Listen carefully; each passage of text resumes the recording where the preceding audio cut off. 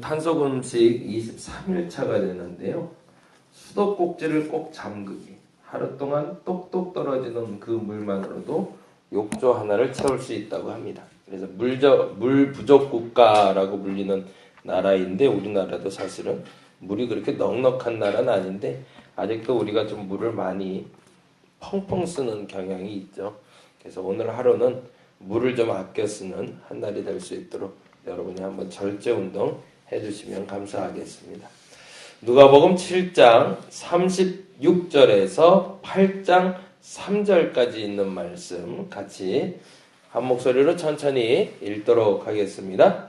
한 바리새인이 예수께 자기와 함께 잡수시기를 청하니 내 집에 들어가 앉으셨을 때에 그 동네에 죄를 지은 한 여자가 있어 예수께서 바리새인의 집에서 앉아 계심을 알고 오갑을 가지고 와서 예수의 뒤로 그 발 곁에 서서 울며 눈물로 그 발을 적시고 자기 머리털로 닦고 그 발을 입맞추고 향유를 부으니 예수를 청한 바리새인이 그것을 보고 마음에 이르되 이 사람이 만일 선지자라면 자기를 만지는 이 여자가 누구며 어떠한 자 곧 죄인인 줄 알았으리라 하거늘 예수께서 대답하여 이르시되 시몬아 내가 내게 이를 말이 있다 하시니 그가 이르되 선생님 말씀하소서. 이르시되 빚주는 사람에게 빚진 자가 둘이 있어 하나는 500데나리온을 졌고 하나는 50데나리온을 졌는데 갚을 것이 없으므로 둘 다 탕감하여 주었으니 둘 중에 누가 그를 더 사랑하겠느냐. 시몬이 대답하여 이르되 내 생각에는 많이 탕감함을 받은 자니이다. 이르시되 내 판단이 옳다 하시고 여자를 돌아보시며 시몬에게 이르시되 이 여자를 보느냐. 내가 내 집을 들어올 때에 너는 내게 발 씻을 물도 주지 아니하였으되 이 여자는 눈물로 내 발을 적시고 그 머리털로 닦았으며 너는 내게 입맞추지 아니하였으되 그는 내가 들어올 때부터 내 발에 입맞추기를 그치지 아니하였고 너는 내 머리에 감람유도 붓지 아니하였으되 그는 내 발에 부었느니라. 이러므로 내가 내게 말하노니 그의 많은 죄가 사하여졌도다. 이는 그의 사랑함이 많음이라. 사함을 받는 일이 적은 자는 적게 사랑하느니라. 이에 여자에게 이르시되 내 죄사함을 받았느니라 하시니 함께 앉아있는 자들이 속으로 말하되 이가 누구이기에 죄도 사하는가 하더라. 예수께서 여자에게 이르시되 내 믿음이 너를 구원하였으니 평안히 가라 하시니라. 그 후에 예수께서 각 성과 마을에 두루 다니시며 하나님의 나라를 선포하시고 그 복음을 전하실세 12 제자가 함께하였고 또한 악귀를 쫓아내심과 병고침을 받은 어떤 여자들 곧 7 귀신이 나간 자 막달라인이라 하는 마리아와 헤롯의 청지기 구사의 아내 요한나와 수산나와 다른 여러 여자가 함께하여 자기들의 소유로 그들을 섬기더라. 아멘. 돕는 손길들에 대한 이야기를 하고 있는데요. 처음에 36절부터 50절까지는 향유 부인 여인에 대한 이야기라면 8장 1절에서 3절은 예수에 대해서 정말 쫓아다니면서 돕는 여인들에 대한 이야기입니다. 요한나, 수산나, 그리고 다른 여자들이라고 기록되어 있는데 이들이 무슨 일을 했다, 얼마나 대단한 사람들이다, 어떤 존재들이다에 대해서는 아무런 기록도 남아있지 않습니다. 오직 기록에 남아있는 건 이들이 예수를 물질로 섬기던 분들이었다라는 거죠.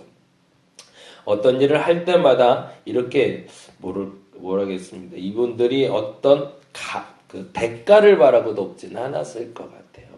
이런 돕는 손길들이 있기 때문에 일을 할 수 있는 거죠. 저희 같은 작은 교회들도 특히나 그렇고 제롬이라는 분이 그 성경을 번역하신 분이신데요. 이분이 원래는 그 감독의 자리, 그러니까 초대교부로 보자면 초대교회의 최고 수장의 자리로 올라갈, 교황의 자리까지도 올라갈 수 있는 위대한 성자였었는데요. 그 기회를 계속 놓치게 됐던 것 같아요. 어떻게 하든 뭐 그럴 때가 있잖아요. 아무리 뛰어난 사람이라도 그 높은 자리에 갈 수 있는 기회가 항상 안 되는 분이 있는데, 이 제롬이라는 분이 아마 그랬던 것 같아요. 근데 그 정도로 성자고 귀한 분인데, 그래서 이분이 많은 회의도 느끼고 많이 힘들어하다가 성지 순례를 와서 예루살렘에 예수님 돌아가신 집 부근 거기에 머물게 됐었나 봅니다. 근데 거기에 이분의 재주가 성경을 번역하는 재주가 있었대요. 그래서 그 원문을 번역하는 일을 시작을 했는데, 그분이 번역을 하면서 한평생을 한 곳에서 머물며 성경 전체를 번역을 해냅니다. 그래서 지금 그 번역본이 지금으로서 굉장히 유명한 번역본이 되는데, 그때 그분이 이 일을 할도록 돕는 분들이 있었는데 오직 두 분, 어머니와 딸 둘인데, 그 둘이 이가 돌아가실 때까지 끝까지 그의 곁에 서서 먹고 생활할 수 있는 모든 것들을 공급해 주었다고 합니다. 사람들은 이 제롬이라는 사람만 기억하고 있지 이 두 여인에 대해서는 기억하고 있지는 않죠. 근데 거꾸로 말하자면 하나님이 더 기억하고 싶은 사람이 있다면 제롬이란 남자도 있지만 그를 그 뒤에서 도와줬던 그 여인 2명이었을 겁니다. 저와 여러분이 그러한 역할을 좀 할 수 있으면 참 좋겠다라는 생각이 들어요. 제가 어저께 설교하면서 그 얘기를 했는데, 세례 요한을 보고 예수님이 제일 큰 자라고 말한 이유가 뭘까? 여자가 낳은 자 중에 제일 큰 자가 세례 요한이라고 하잖아요.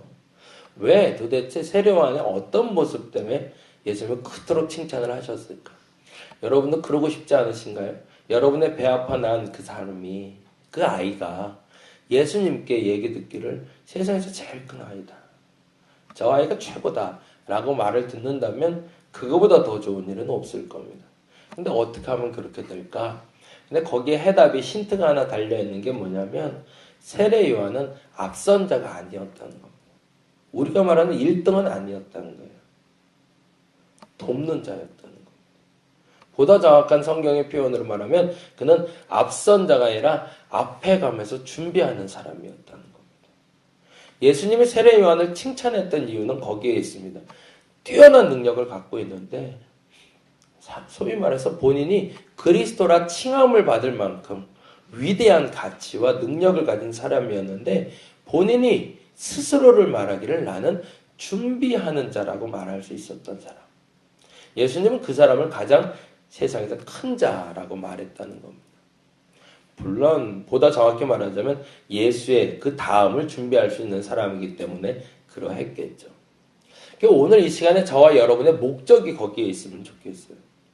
내가 무엇을 이루고자 하는 꿈을 갖는 것을 세상에서는 비전이라고 얘기합니다. 근데 그리스도인들에게 말하는 비전은 내가 무엇을 이루겠다는 것을 말하는 게 아니라 나로 말미암아 그 일이 이루어지게 하는 사람들을 그리스도인이라고 얘기합니다. 궁극적으로 우리가 이루고자 하는 꿈은 거기에 있잖아요. 내가 부자가 되고자 하는 이유는, 내가 건강하게 되고자 하는 이유는 내가 그렇게 해서 무슨 부귀영화를 누리겠다고 하는 것이 아니라 내가 부유하게 돼서 하나님께 영광 돌리기 위해서고, 내가 건강해져서 하나님께 영광 돌리는 게 목적이라는 거죠. 제가 요번에 몸이 조금 안 좋아서 병원을 다녔는데, 요즘은요 병이 오면 그 병을 가지고 어느 병원에 가야 될지 모르는 병들이 있어요. 그렇지 않으신가요? 어디가 아픈데 도대체 어딜 가야 될지 모르겠어요. 좀 말하기 부끄러운 부위이긴 한데 꼬리뼈 부분이 아파요. 제가 계속 앉아만 있어도 너무 아파요. 이게 이제 케겔 운동이라고 하죠. 저희는 운동을 하게 되면 그 부분이 너무 아파서 어떻게 할 줄 모르겠어요.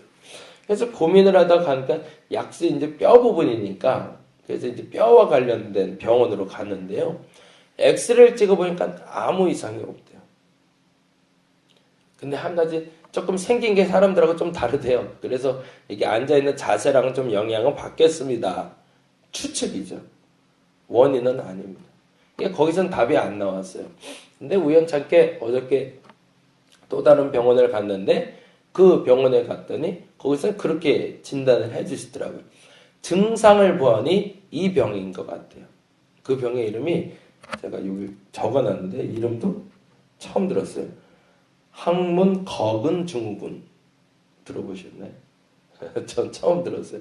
항문거근 증후군이라는 게 있대요. 우리가 케겔 운동을 하는 것은 그 항문 주위에 있는 1차 근육이래네요. 근데 이게 엉덩이 근육이라는 게 1차 근육과 2차 근육이 돼 있대요. 그래서 양쪽에서 이렇게 잡아주는 근육이 있고 앞뒤에서 잡아주는 근육이 있는데 그 근육들이 두 겹으로 이렇게 두껍게 돼 있대요. 그래서 이 엉덩이 부분이 굉장히 두터운 근육질로 되어 있더라고요. 근데 그 중에 케겔 운동을 하는 건 그 1차 근육 운동을 해주는 거고 그 2차 근육에 관련된 부분이 항문거근이라는 곳이 있대요. 근데 이 항문거근이라는 곳에 염증이 생긴 것은 아니지만 그 근육이 조금 무리가 가서 통증을 느끼는 거라고 얘기를 하더라고요. 이게 이제 증상을 보고 하는 얘기죠. 그럼 이제 결론으로 가서 그러면 이 병은 어떻게 낫는 겁니까? 그랬더니 그분이 아주 재미난 표현을 해요. 죄송하지만 왜 그 병이 생겼는지 아무도 모릅니다. 그리고 그 병이 나을 거라는 것도 사실은 아무도 장담 못 한다는 거예요. 솔직히 말하자면 그 의사분 얘기가 증상은 있으되 그 증상에 대한 원인도 모르고 결과도 모른다는 거예요. 그럼 어떻게 하면 돼요? 그랬더니 단지 이것만 하면 좋겠습니다라고 어떤 처방을 내려주시더라고요. 그래서 너무 힘들면 진통제 좀 먹으시고 그게 안 될 것 같으면은 그 전기치료라고 그러나요? 물리치료 이런 것도 좀 받고 그렇게 하면서 몸 관리를 해 나가라고 얘기를 하시더라고요. 그리고 이제 좀 씁쓸한 건 아니지만 일단은 증세에 대해서 뭔지는 알았으니까 나오면서 그런 생각을 했어요. 우리가 무엇을 할 때, 그 어떤 일을 할 때 과연 얼마나 많은 원인을 알고 하는 일들이 있을까? 어떠세요? 여러분이 모든 일을 할 때 그 원인이 분명하신가요? 거꾸로 결과를 알고 하는 일이 과연 몇 개나 될까? 단지 우리가 하는 일에 대해서 원인과 결과를 알아야 한다고 우리는 얘기들은 사실은 많이 하지만 정작 우리가 하는 일들에 대해서 원인과 결과를 아는 사람은 거의 없다는 겁니다. 내가 이렇게 성실하게 살면 나중에 부유하게 되고 행복하게 될까? 그건 아무도 모르는 겁니다. 내가 이렇게 열심히 신앙생활을 했는데도 어려워질 수도 있는 겁니다. 그냥 설렁설렁 기도하고 적당히 살았는데도 일들이 잘 풀려갈 수도 있는 겁니다. 그건 아무도 모르는 거죠. 근데 한 가지 힌트가 오늘 36절에서 나오는 여인에게 나타납니다. 그 여인의 모습이 이렇게 드러나죠. 한 바리새인이라고 기록되어 있는데 그리고 나서 재미난 질문들이 오가는 게 40절부터입니다. 40절에 한번 볼까요? 읽어봅니다. 예수께서 대답하여 이르시되 시몬아 내가 내게 이를 말이 있다 하시니 그가 이르되 선생님 말씀하소서 합니다. 이 시몬이 누굴까요? 라고 얘기를 하는데 베드로가 아닙니다. 이 시몬은 바리새인을 말합니다. 이 36절에 나온 한 바리새인의 이름이 40절에 나온 시몬입니다.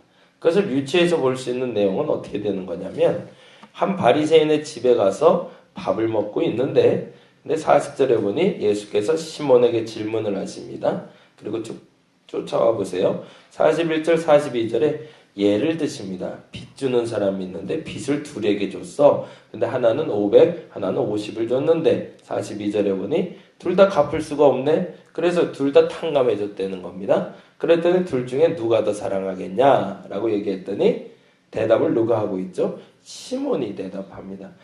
시몬이 대답해서 내가 생각해보니까 500하고 50이면 아무래도 500을 빚진 사람이 더 많이 기뻐할 것 같습니다. 라는 이야기를 하니 44절에 다음과 같이 이야기하고 있죠. 같이 한번 읽어볼까요? 그 여자를 돌아보시며 시몬에게 이르시되 이 여자를 보느냐? 내가 내 집을 들어올 때 너는 내게 발 씻을 물도 주지 아니하실 때 너는 누구를 얘기할까요? 시몬을 얘기하는 거죠.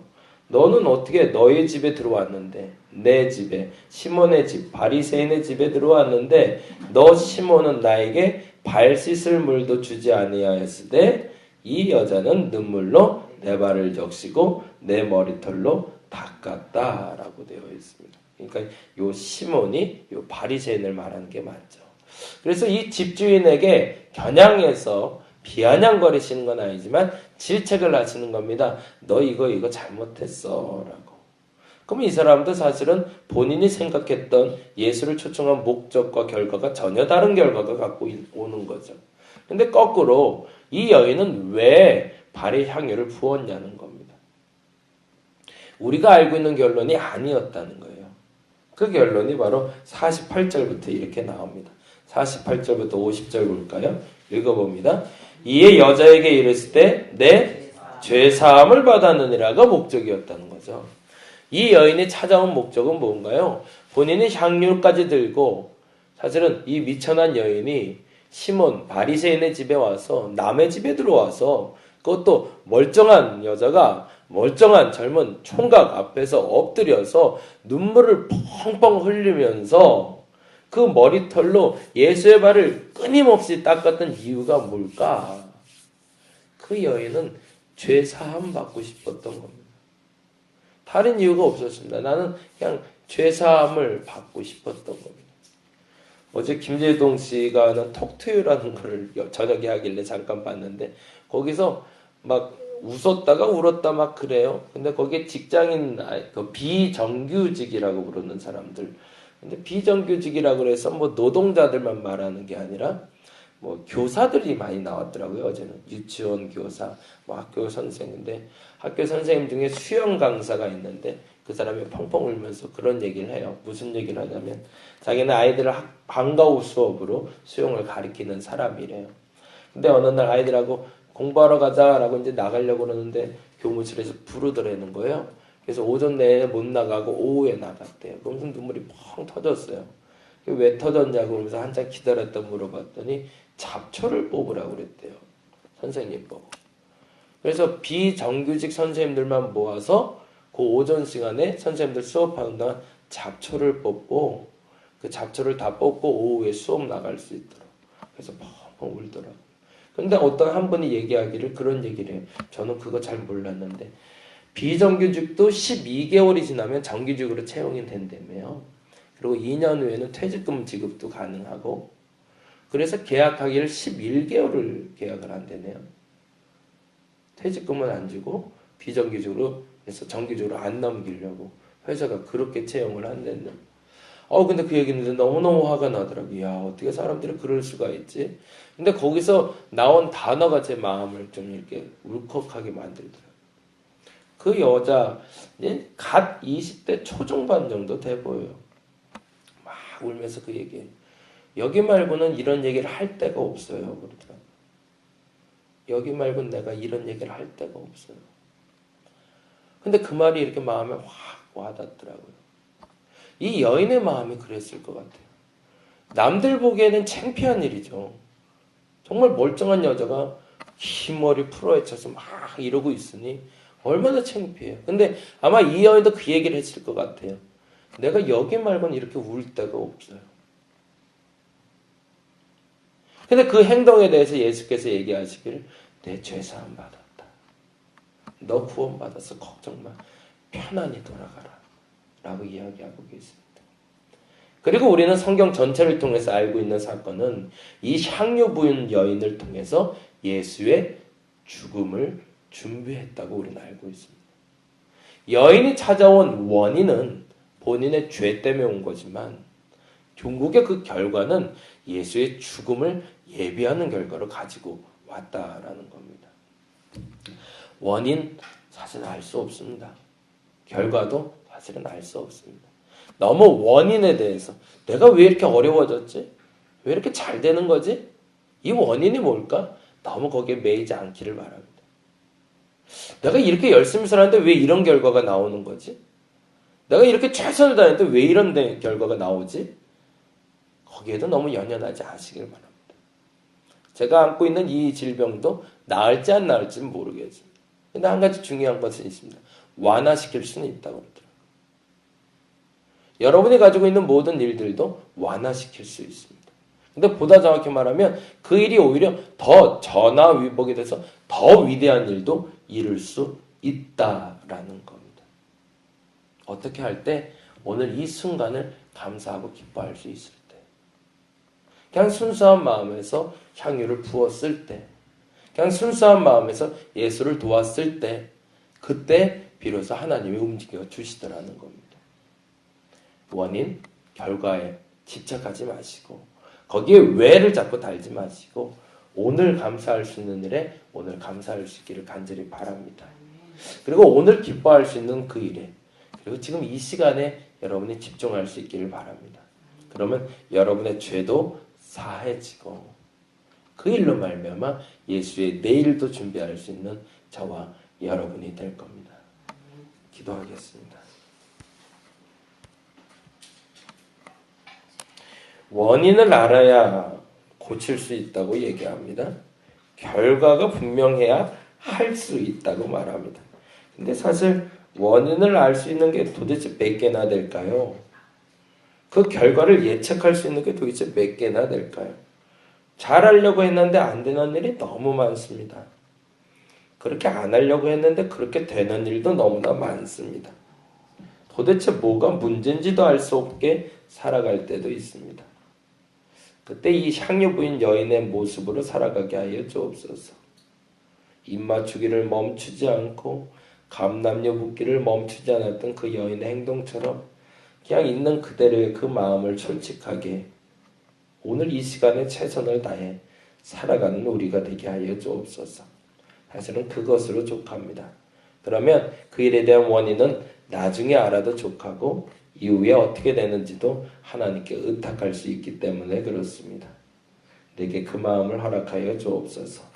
너무 조급하지 말고 그 일의 결과에 대해서 너무 보채지도 말고 하나님이 이루어질 그 계획이 분명하다면 오늘 감사하게 하시고 지금 감사하게 하시고 지금 하나님께 영광 돌릴 수 있는 우리가 되게 하여 주옵소서. 오늘 이후로는 너무 원인에 집착하거나 결과에 집착하지 아니하고 오늘 이 순간에 최선을 다해 살아가는 우리가 되게 하여 주시옵소서. 감사합니다. 고마우신 예수님 이름으로 기도드렸습니다. 다 같이 기도하겠습니다.